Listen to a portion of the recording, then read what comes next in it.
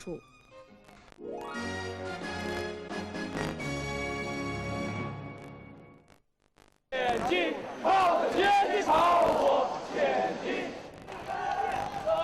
The Public Security Bureau in Shanghai had earlier reminded those in the rally that it was acceptable to express their patriotism but not to do anything illegal.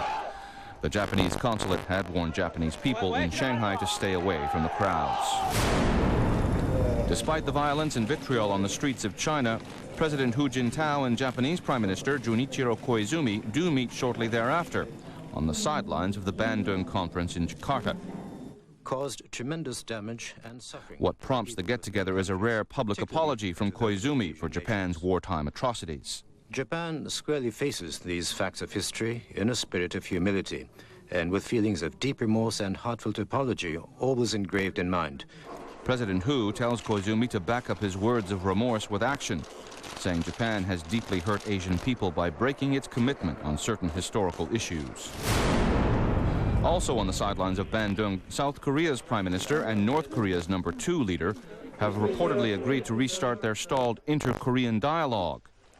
That dialogue eventually persuades Pyongyang to return to six-party talks aimed at getting North Korea to suspend its nuclear program.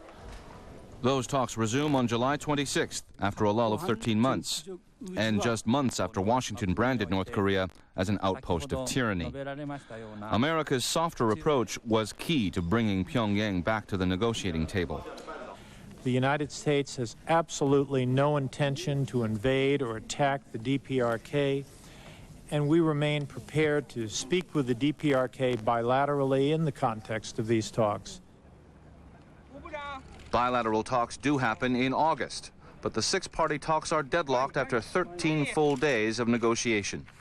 The problem, in the last few days, it began to emerge that the problem with reaching an agreement was not just the issue of their desire to retain their right to develop commercial or so-called peaceful energy, but also they began to insist on a light water reactor.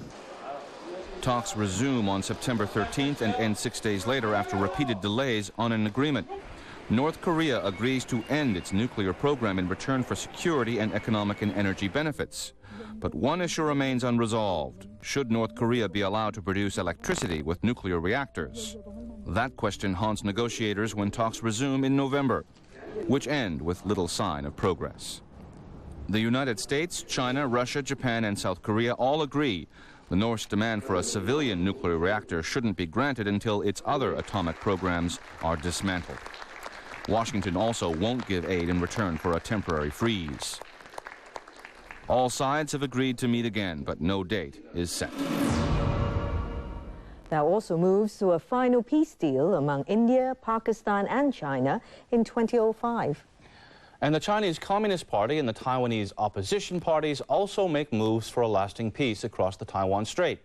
We'll have more on that.